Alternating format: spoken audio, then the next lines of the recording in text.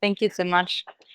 And I would also like to express my gratitude to the organizers for putting together such a wonderful conference, because over the last 2 days, we have seen so many excellent papers, and I've learned so much about ancient texts and manuscripts and all these different substances that were mentioned there. But today we will shift our focus a little bit to biomolecular methods and to explore how they can help us to gain information about aromatic and medicinal practices. So I will begin with a brief overview to see how this method works and also what aspects of ancient life we can investigate with them. And then I will present a few case studies from ancient Arabia where this framework has been applied. Already as early as the Paleolithic, people began to exploit plants for purposes beyond basic nutrition. They were no longer seeking natural resources solely for their survival, but also for medicinal and aromatic purposes, among other purposes as well. And here we just see some of these substances that we can summarize under the category medicinal and aromatic plants. And these plants, especially resins, played a crucial role in ancient Arabia, not only as valuable trade commodities for fragrant incense practices and so on, but also as multifunctional substances for purification, disinfection, and healing. And so this intertwined uses, this intersection of aromatics and medicinal plants in Arabia will be the focus of this talk. So far, our discussions on aromatic use and trade in Arabia has been based largely on ancient texts, especially classical written sources. For example, works from Pliny's Natural History or such works as the Periplus Marius Erythrae. But when we consider how old trade and exchange networks on the Arabian Peninsula are, they were already well developed in the Bronze Age, and in the Arabian chronology, the Bronze Age dates back to the 3rd millennium BCE. Then these texts from the classical periods chronologically quite late. And so as a result, our knowledge about ancient trade and use of aromatics in Arabia in the earlier periods, especially the Iron Age and the Bronze Age, remains relatively limited. So we have almost no information about that.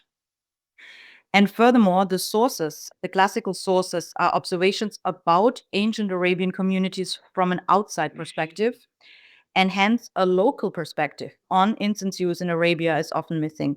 And another discussion when we talk about trade and aromatic use in Arabia is really circled around frankincense and its status as a very highly valuable aromatic product, especially in classical antiquity and also in ancient Egypt.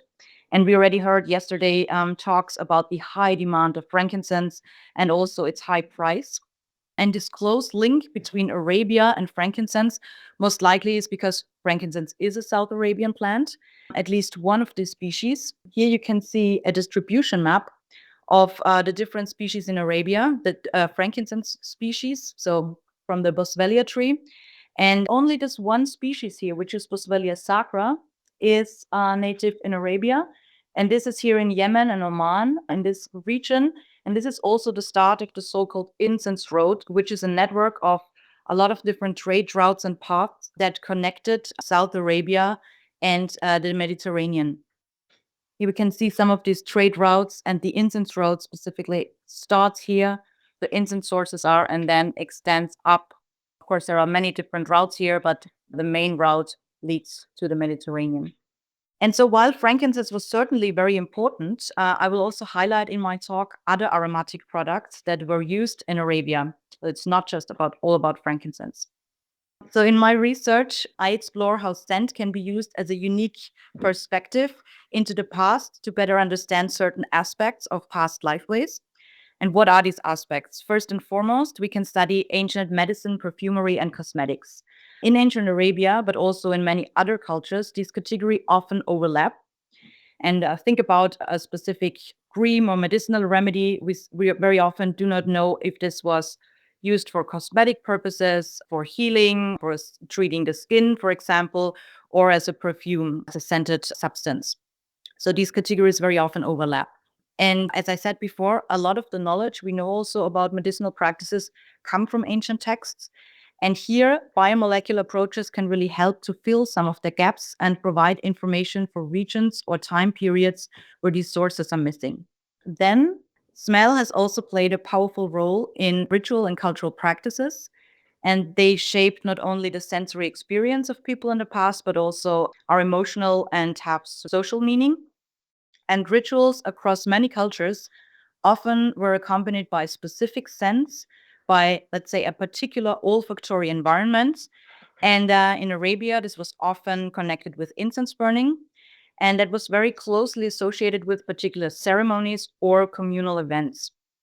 And such scents helped to anchor the ritual in memory and were part of how identity and belonging were constructed and reinforced. And this also brings us to the next point, which is group identity and also social hierarchy. So, as much as scent can reinforce community and belonging, it can also divide. And especially the elites have often used smell and other exotic substances to demonstrate power and also to differentiate specific areas. And I mean, there were, for example, in ancient Egypt, specific substances that were solely for the gods or for the pharaoh, and others were not allowed to use them. Then another category that is very interesting from a sensory perspective is trade, and specifically with aromatic plants because they grow in very restricted geographical areas. So, for example, when you have a frankincense tree, you cannot just take it from its native origin and plant it in, for example, here in Poland. It just wouldn't grow. So, in this situation, we have a specific region where they're native from. And if we know the origin, we can nicely track the move and spread of this substance along the different trade routes. For example, if we look at hubs and centers along these trade routes and see whether or not frankincense is moving there, and also to see what are the destinations. So when we know the origin, how far did the substance actually move and extend? And as obviously spices and cuisines have a lot of food aroma. The spices were used for food additives and for beverages. We have heard a lot about food already, so I will not go into more details about that. But of course, also from a sensory perspective, culinary aromas are interesting because it's this very interesting intersection between smell and taste. And the last slide is something that is rarely discussed in archaeological studies, and this is hygiene and sanitation. Incense burning was not only used for ritual purposes, but also for sanitary and hygienic reasons. For example, to repel pests, to be used as disinfectants. And especially in urban contexts, smells also important to consider. Smell and waste management is not just important today, it was also central part of in the past to help spread the disease or also to reduce kind of bacterial contamination and so on. So these were just some of the aspects that we can study using this sensorial approach. But as you probably can imagine, sense and smell are really difficult to find in archaeological contexts. And we have heard already about the study of food. This is something that is not clearly visible because organic substances do not remain. And with smell, it's very clear because these very ephemeral, elusive substances usually evaporate into thin air and they're long gone before archaeologists come and study the ancient sites. But even if we find tiny residues of these substances, they're often processed materials. So when you think about a cream or a perfume, you don't see the natural ingredients that went into this mixture anymore. What we have amorphous deposits, so we cannot really study them on a micro macroscopic level anymore. So what we need to do is we need to look into the biomolecular composition of them, because luckily they preserve on a biomolecular level, and these approaches can help us to make them visible again. I'm just walking you through different steps of our process. So the first step is, of course, the sampling.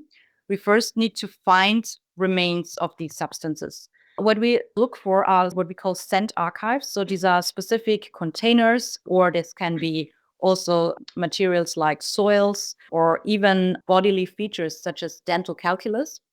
So everything where traces of ancient spices or ancient material kind of preserve. And here, for example, you can see an incense burner that has the like a crust of the incense material on the surface. Here we see the dental plaque on the teeth. And this is actually a wonderful archive for culinary spices and food. The dental plaque kind of forms a capsule and it encapsulates proteins or other molecules that we can use to study spices, for example. but also all sorts of other containers, such as perfume flasks, pottery vessels, and so on. Here I show you another detail from this incense burner that we have seen before. And here, this is a visible remain. So when we have something like that, a real crust that is there, this is a cross section of this incense burner, then we can just take samples from the crust that is visibly there. But even if the crust, we don't really see it anymore on the surface, tiny remains of the substance can get deposited within the porous material of, for example, here a sandstone incense burner or pottery vessels. So even though the surface has no clear visible remains, we can also sample the material absorbed residues. So this means we drill tiny holes into the incense burner in this case, and then just take this material and we can also study what's inside. As a next step, we can look into the specific molecules. So we can target whether or not we want to look on it very holistically, to look at various different molecules, or we can have like a very targeted question and only want to see whether or not, for example, do we have proteins in our dental calculus, or do we have secondary metabolites or lipids in our perfumes, for example. So it really depends on the research question. And then we use a number of different extraction methods. Also, these methods are really dependent on what kind of material you have and also what you want to test. What are your questions? And this can be something that targets very volatile compounds, for example, headspace, solid phase microextraction, which uses fibers that traps volatile molecules, or it can be solvent extractions. For example, when we have this drilled material from the incense burner, then we have a little bit of the sandstone material in combination with the organic molecules, and then we use solvents to extract the organic compounds out of this solid matter. So there are different ways of doing this. And at the end, we get our extracts and we analyze them using different instruments, for example, gas chromatography and mass spectrometry, or also liquid chromatography, again, really dependent on the research question and the approach you're using. And at the end, we get these chromatograms, like all these different peaks, and every peak kind of represents a molecule. And bringing all the data sets together and seeing the molecular composition of a specific substance, we can then, based on that, identify the different plants. And it sometimes can be one substance, it can also be a mixture of different substances. But this is kind of like how this approach works in very short terms. So this is what happens on the molecular level. This is to really get a solid basis for our identification. So we know what types of plants we actually have. But then it's really important to connect this with other sources of information. First and foremost, the archaeological contexts, to know where do these things come from, what is the dating of this material, in what context has it been used.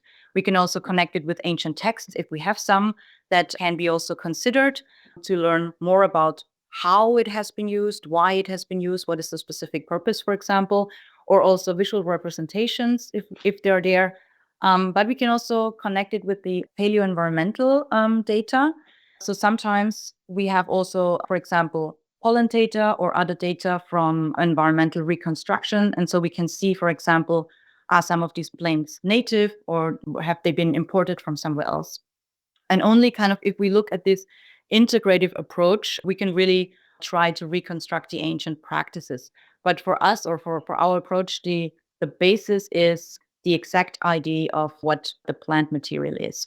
In the following, I would like to show you some examples where we have applied this framework. And I will start with the oasis of Tema. You can see where the oasis of Tema is. That is the most important thing here. An oasis in the northwest of Arabia. And as I said before, it's one of these hubs on the incense trade route, which we can see here. And the Tema is really also at the part where also the trade routes go in different directions. So this is really an interesting intersection of the trade from South Arabia to the Mediterranean. And it was, on the one hand, the strategic position of the oasis, but also the fact that we have found numerous incense burners with preserved residues that we could study.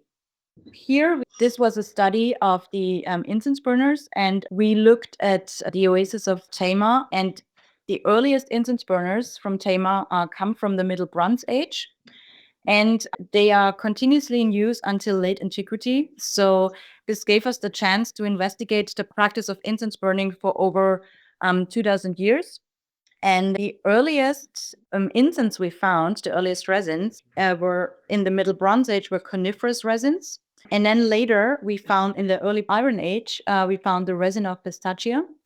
And then in the late Iron Age, the first mixtures appear. So we find a kind of main component, which is a commiphora type resin. I say commiphora type and not myrrh because chemically we cannot really differentiate the different species of commiphora, but it's like a type of commiphora. And we sometimes see it mixed with conifer resins and sometimes mixed with pistachio resins, and sometimes it's a mixture of all three of them, or it's just commiphora. So commiphora seems to be the main ingredient that is used then. And from the second half of the first millennium onwards, there is a total shift towards frankincense. And from then onwards, we really only find frankincense and in all the different contexts. So there seems to be a kind of fashion that comes along, or maybe also a better availability. And also Tema is this hub on the incense road. So perhaps at a specific time, frankincense was really highly valued. And so there is a total shift in the behavior of incense burning at this site. So the question is, of course, where do the resins come from? And especially when we look at trade and these things. So here we also compared it with pollen data we had from Tema. Our colleagues did also a study on pollen from the Paleo Lake at the Oasis. And here you can see that we also find the pollen of pistachia trees. So this means that the trees of pistachia were in the catchment area of the oasis, either in the oasis itself or in the near vicinity. And although pistachia trees are no longer native to Arabia, they were in the past at Tema. And so we can assume that people probably used a local source, as pistachia was basically around the oasis. On the other hand, they also imported resins, because the balsamic resins, such as frankincense, are clearly imports. They do not grow as far to the north as Tema, for example. So Tema is here, and they are only like here in the Oman and Yemen part of Arabia. But what is also interesting is the coniferous substances. Here you can see a map of the different Pinaceae species, so cedar, fir, larch, and so on. And they're all kind of like either in the colder temperate zones or around the Mediterranean, but not extending further north. And since we found the coniferous resins already in the Bronze Age in Tema, it means that there were also some exchange going on, and coniferous resins and products made it until Tema, and perhaps even further down. So this case study showed that we have a lot of diversity of different substances. It's not just frankincense. Actually, frankincense comes relatively late into the picture, only in the second half of the first millennium. And we have a lot of other resins that have been used before. Some of them have been local, some of them have been imported from the north. And it also shows that oases, also dynamic centers of activity, they consumers as well, and not just stops on the caravan roads to transport the aromatics from South Arabia to the Mediterranean. And when we look like for what purpose these resins have been used, then we can definitely see that they have been used for temple rituals or funerary practices, because we find them, for example, in the temples. Here we have a temple from the Nabatean period. This is a reconstruction. And we also find incense burners in the tombs placed next to the deceased. And here we have this so-called Ceranea painted ware, which has been filled with incense. But another aspect I also want to focus on, and specifically because these are more from the later periods, from the late antiquity and from the Roman period. This is the domestic quarter, the residential area in Tema. And you can see it's very densely occupied. We have a lot of this like small houses with a lot of storage units like attached to them. They have several different levels, and we have like really tiny narrow streets in between them. And these orange signs here are the smell of frankincense sign, and they represent where the incense burner with the frankincense have been found. So in this entire area, we have only found frankincense. Here you can see a picture of these small containers where the frankincense has been burned in. They're cuboid incense burners made of sandstone, have these little feet. And what is really interesting is that a lot of the frankincense has been found in storage places. So when we think about what incense does, frankincense does, it's very bioactive. It is very antibacterial and antifungal. And so if people used it specifically in the households and for in the storage part, it is probably used as a disinfectant or to repel pests and to make sure that the stored goods are protected. This is one of the possible situations why we find so much of the incense burners in the storage facilities. Another interesting fact regarding sanitation, and here in this quarter, is that no waste has been deposited or found somewhere in the residential quarter. It was deposited outside. So here is the residential quarter. And here, relatively far away, there have been several heaps of waste disposal sites. And this is, for me, also an interesting fact. And the fact that the people kind of thought about to protect their stored goods from vermin and pests, and also to prevent spread of disease, to reduce the stench and also to move the waste outside of the area where the people live. And when we look at other areas, for example, industry areas where they have produced pottery and a lot of slags and kind of other industries where a lot of fire and smoke has been produced, they have all been moved to the outer part of the oasis. And here is the inner city wall, and this industry part has been placed here. And then we have the outer city wall, which also has another part in an industrial site. So if we look at the normal wind direction, which is today in Tema, it always comes here from this side and it goes to the east, from east to west. And if this was, we don't know that, of course, if this was kind of similar in the past, then they have successfully tried to remove all the stinky parts and keep it away from the place where the temple is and where the people live. So they have really kind of looked a little bit at waste and smell management already in antiquity. If we move on to another oasis, this one is a little bit more to the north. It's the oasis of Colloquia. And here we can see a natural outcrop that has some architectural structures on it, but also then an oasis wall here. And inside the oasis are several different areas. And I'm also interested here in these two areas, which are also part of the residential quarter. Here we can see some of these areas with the houses of, again, the people. And these are two elite buildings. And also we have found some incense burners here inside these private houses in a domestic setting. They look, for example, like this, a little bit different than the incense burners we had from Tema. They are all made of pottery or clay. And some of them are even round forms and not just these cuboid boxes. But we also have the cuboid boxes. Here they're made of clay and also have decorations. And here inside of these incense burners, we actually thought that we might find some resins or other things that are aromatic products, but we had very different substance. We identified the plant Biganum hamala, and we have found this plant on the basis of very typical alkaloids, beta-carboline alkaloids. They're called harmane and harmine. You can see them here. And they are relatively typical for this plant, Biganum hamala, or Syrian rue, or hamal is called in the common name. And this plant is highly bioactive and psychoactive. It has a number of different health and psychoactive effects.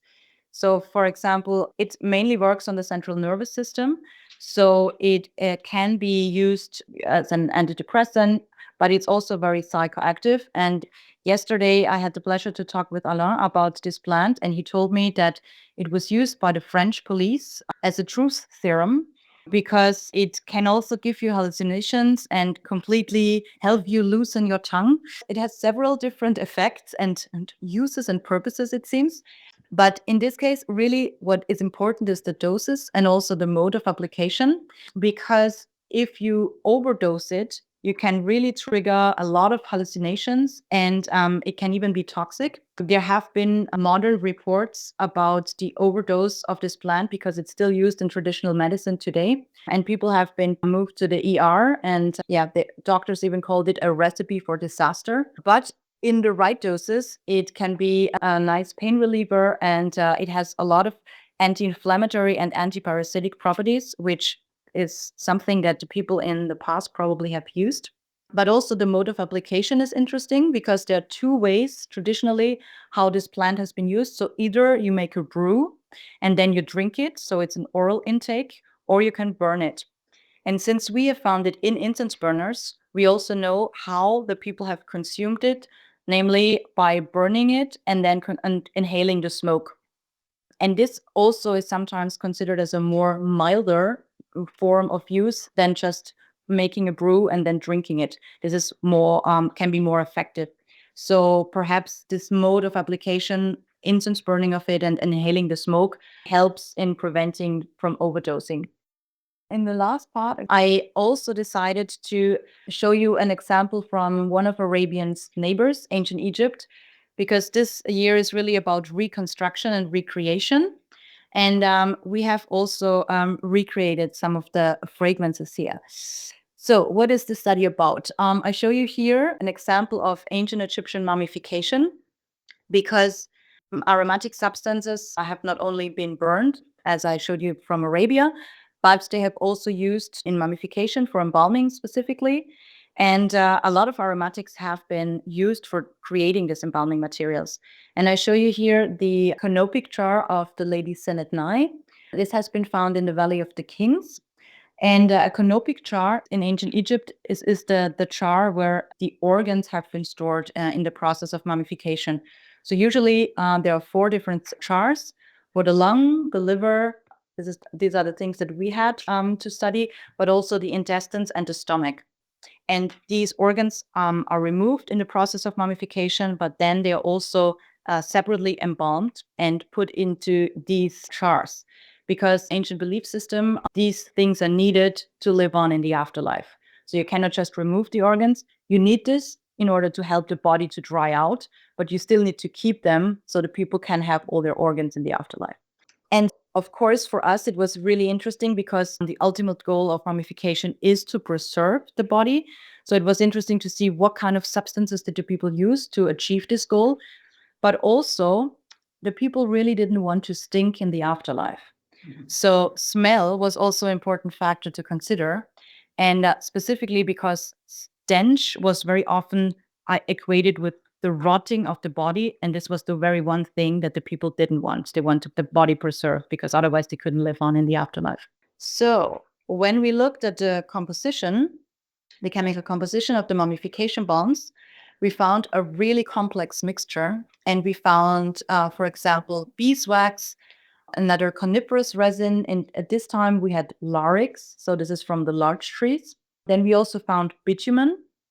This is really something that is very often used in mummification, specifically because it works a little bit like a sealant. It prevents moisture to enter to the body and so on. So it has very good properties for the goal of mummification. We also found balsamic resins, oils and fats, and a resin which is either pistachia or damar resin. So this shows also a little bit the limits of our methods, because sometimes we cannot really identify the substance absolutely. And damar resin and pistachio resin are very similar from their chemical composition. And since we have very degraded organic materials, we don't often have all the data we need in order to make a real identification. So in this case, we just don't know whether or not it's pistachio or damar. We also looked into to compare the different canopic jars we found. We have also identified that they didn't use the same balm for different canopic jars. So in this jar, we found, for example, the damar resin or the pistachio resin, and it was absent here. And also the ratio of the compounds is completely different. So whereas here the coniferous resins are the main components, we find here mostly beeswax. So beeswax is really a major compound here. So this could be that we might have like organ-specific treatments, but we need to be careful about this because it could simply be that the mummification balm was not super homogeneously mixed. So it might be that we have like a different distribution. And also we don't have all the 4 jars. We had access to 4 because one is missing and the other is in Egypt, and we cannot take samples from that. Right now, this is more a hypothesis than a fact, but it needs further research to confirm it. But it was interesting because we could really see clear differentiation between the different jars. And what we did then, I teamed up with a perfumer, Carole Calvé, and an olfactory museologist, Sophia Colette-Eric, and we tried to recreate the last perfume of Ceranea. This was based on really the kind of molecular data we had and the reconstruction of the different substances. And then Carole took on the challenge of trying to make an interpretation. And it's very important we say it's clearly an interpretation because I already showed you, we don't have the entire data set. We have bits and pieces missing.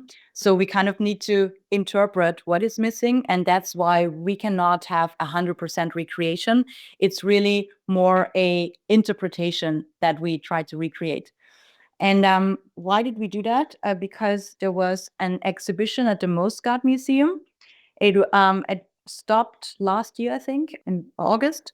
And the exhibition was called Ancient Egypt, Obsessed with Life. And a big feature of this exhibition was mummification. And so within this museum, there was an embalming workshop.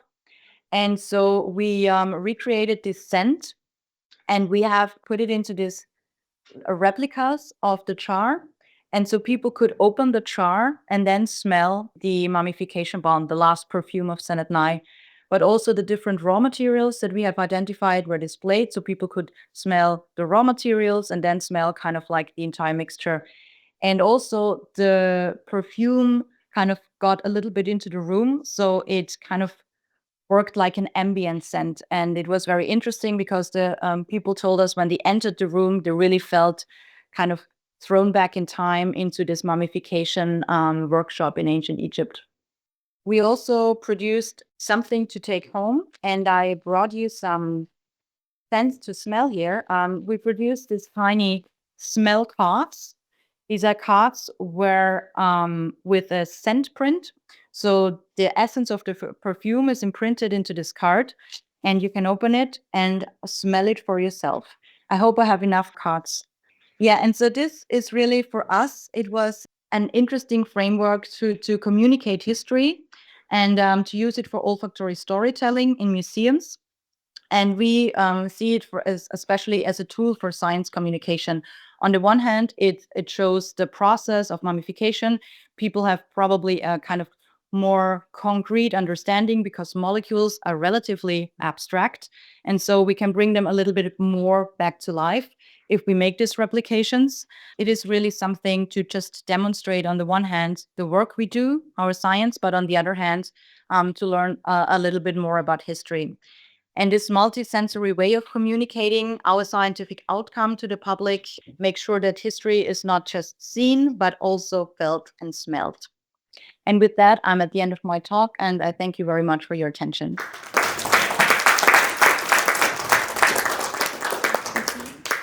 So thank you, Lapra. It was wonderfully interesting and give you a sense of the spell. So There must be a number of comments and questions. Well, thank you very much. Amazing graphics, such quality and imagination. One thing, the most sort of the spectacular and the not so spectacular. The spectacular is the scent, okay? The less spectacular is the preservation and the need to preserve whatever you're preserving. So are we not sidetracked, but are we taken onto the scent? I'm talking about mummification and about, where preservation is essential by the culture. And are we not underplaying, but are we paying enough attention to this combination of resins and waxes that seem to be the uninspiring relatives of whatever makes up the recipe for preserving, but not just that, for Emblastra as well, in the medicinal aspect of it. I just wanted to hear your thoughts that we don't seem to be paying enough attention to it. And yet I wonder, because both of them carry a whole host of life in it, what is their role there? Because the waxes do, and the resins do in their own. So a bit of taking putting the light onto them, if you can. Thank you. Yes.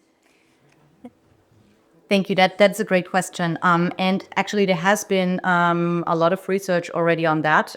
So I focus more on the scent, but several colleagues have already looked into the bioactive properties also of these materials. And you're totally right. For example, the coniferous resins, they have been a part of the mummification balm from very early onwards. The mummification balm changed a lot, but already in the Neolithic, they have found coniferous resins. So it seems a very important part. And later, in the first millennium, it is also clear for us that they don't only used pine or larch resin, they used specifically cedar. And cedar is something that is very insecticidal, it's very bioactive, and it's a really great agent for preservation. And this is probably something that they have realized over time. And then in the first millennium, there is a great change to cedar and these products, and also the kind of coffins are made of cedar. So of course this aspect is very important. And I also, when you look at the bitumen, it also helps in preservation. It is the sealant. It avoids moisture from coming in, and then avoids microbial degradation and so on. And also when you consider pistachia, it's a resin that is extremely hard, and it also works nicely as a seal. So these aspects, of course, were the main aspects why they use these products in mummification. The scent is, I think, something that is also nice, and the balsamic resins maybe that are in there are probably to maybe cover a little bit the stench of decay and so on. But the main goal of mummification most definitely is preservation. Yes, absolutely. My question was a bit related to this. I was about to question it about on cedar, because now I don't remember precisely, but maybe Sean does, because in our texts like Dayton and also Dioscorides and Pliny, we have this cedrea, this substance, which is it's not really clear if it's a resin or if it's a pitch that comes from the resin of the cedar. And Gayden talks about it because it's used medicinally, but it's very powerful, so it's very aggressive on the skin as well. But you have these passages where they mention the fact that it's both used to preserve, so it's kind of a paradox, so to speak, because it actually can destroy tissue, but at the same time it's used to embalm, basically. Yeah. So I was wondering if you can actually, because you mentioned bitumen and you mentioned resin, so I don't know if chemically you can actually differentiate between the resin and if it's a pitch coming from the resin. Excellent question. You need to be a little bit patient because we have a paper on that coming out hopefully very soon. You're absolutely right. They used cedar tar. This is what we have found, and it's not really the rest. So for this study that I showed you, it was really coniferous resin, the large resin. But I have also another study on mummification balms from the first millennium, and there we find clearly cedar components.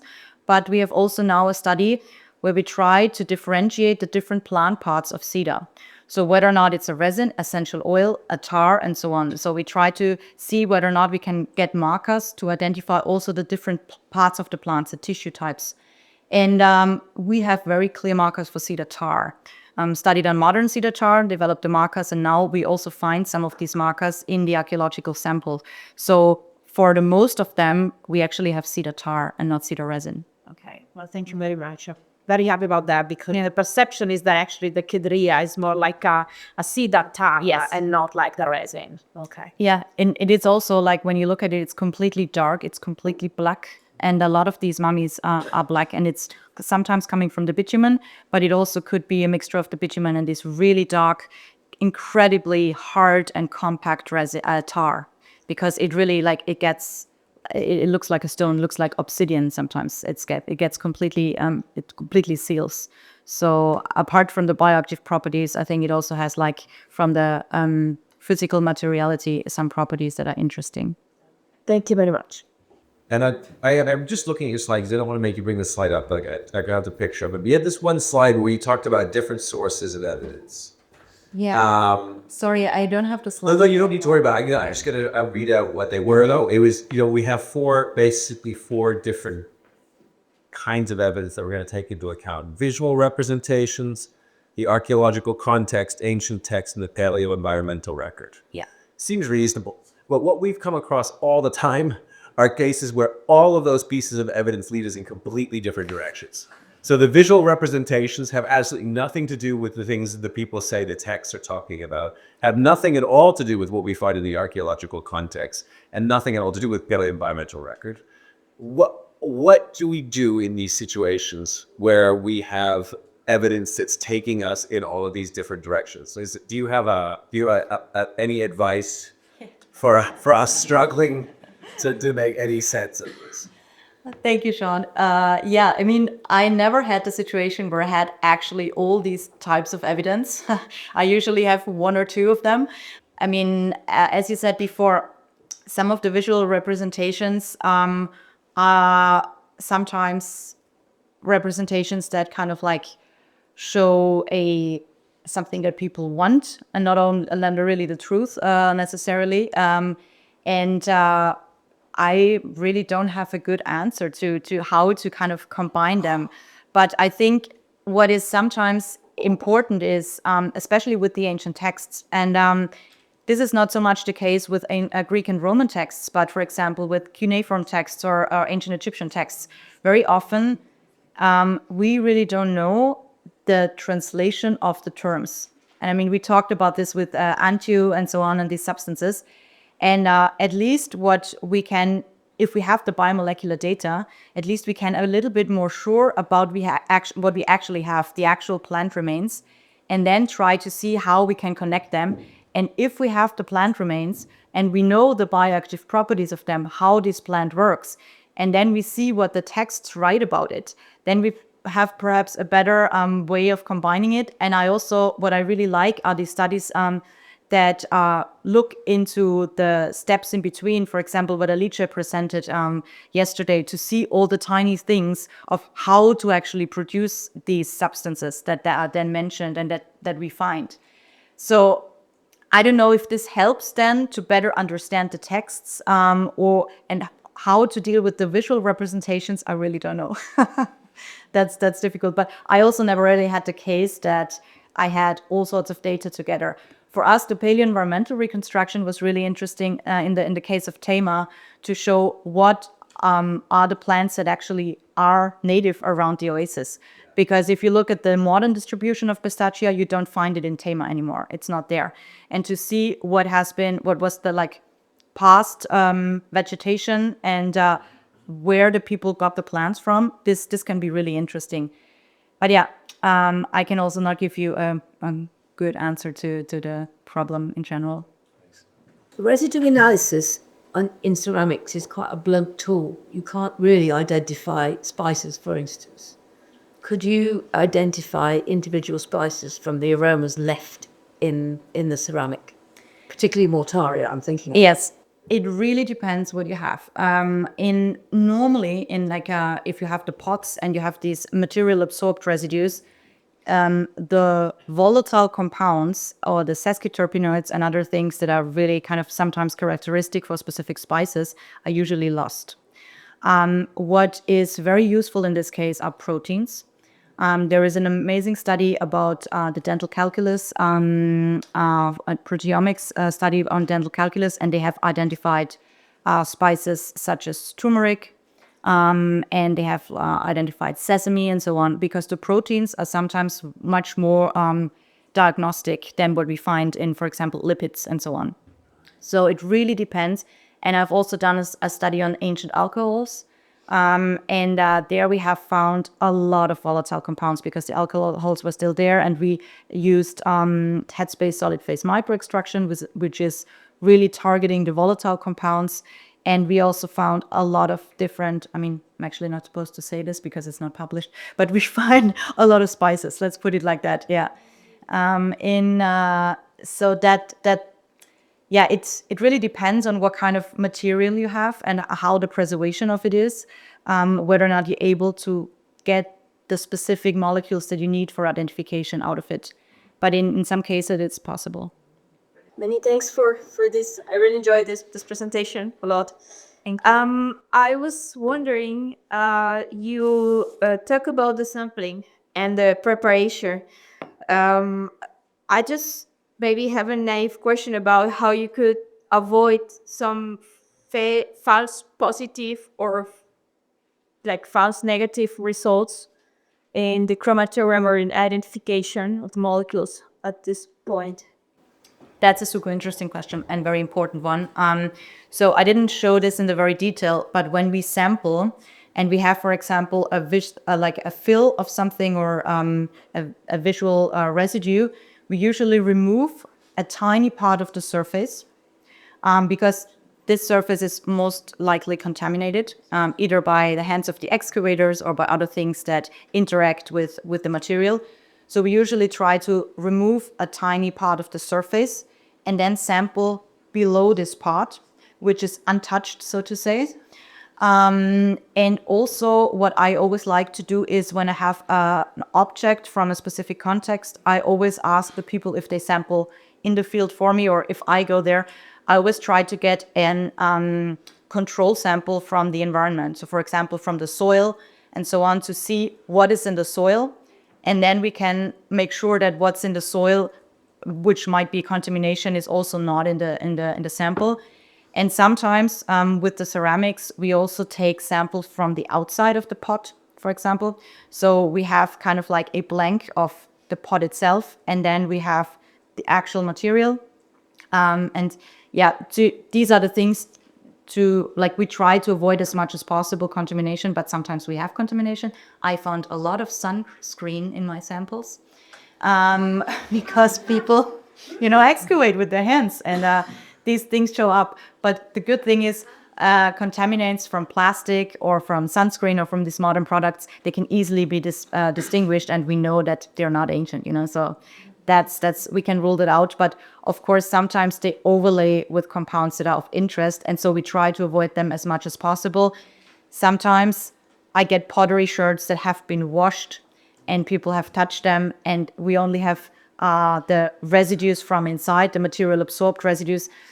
So I cannot avoid some kind of contamination. You just need to be careful in how you interpret your data when you get such contexts.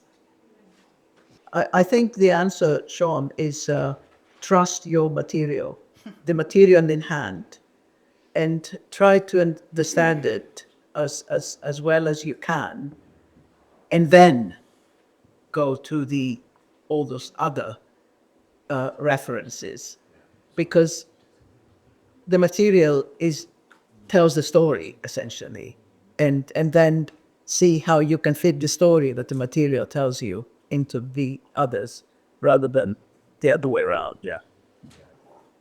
Thank you for a really great presentation. I really enjoyed this. So I just wanted to make 3 brief points. And the first thing, I worked on a project where we tried to identify plants mentioned in texts. And we decided not to look into depictions, so pictures of these plants, just because there's too much that can go wrong in the process.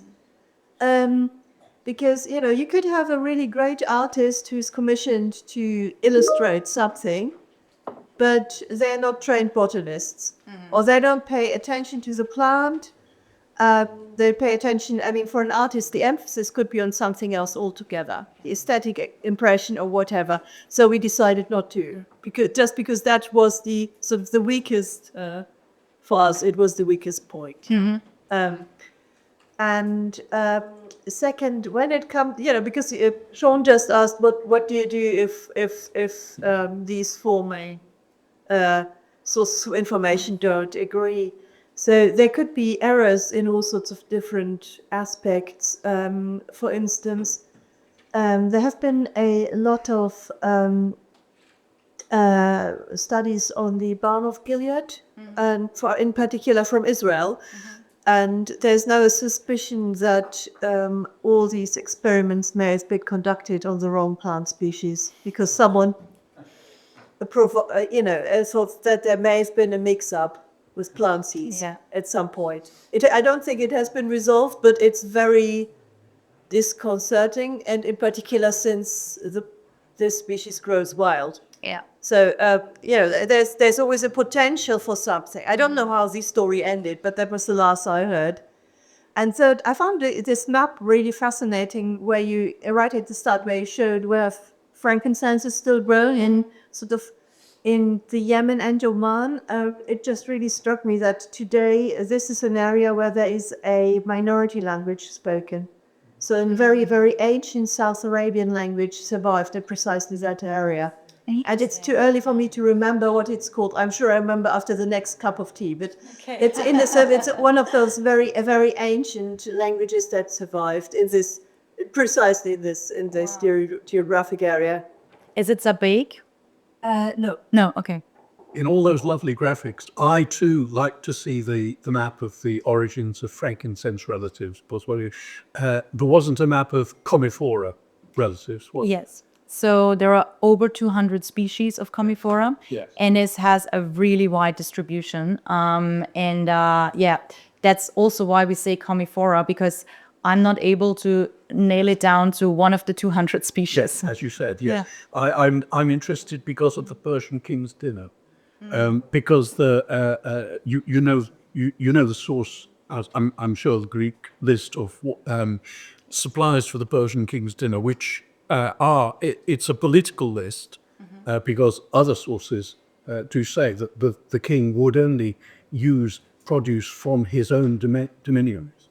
So everything on the list does come from the Persian Empire. There's no frankincense, therefore. He didn't have, or didn't admit to having frankincense at his dinner, but he did have a myrrh substance, probably from Balochistan, from there, Gungukul perhaps. Yeah. So I was just interested, yes, where the myrrh might have come from. It can come from different parts, or the closest parts are in East Africa. So in Ethiopia, there is a lot of myrrh still today, but also in the past. And I mean, there has been a lot of contacts with the Sabaeans from South Arabia to Ethiopia. And so these trade contacts were there. So it would have been relatively easy to obtain it from there, bring it to Arabia, and then bring it up the Incense Road. So this is definitely one of the closest sources, but it has been found even in Madagascar. It's really broad in distribution, and I think it's pretty much in the kind of tropical temperate zone around the globe, where you can find different species of Commiphora. Thank you. Barbara, thank you so much. Thank you so much.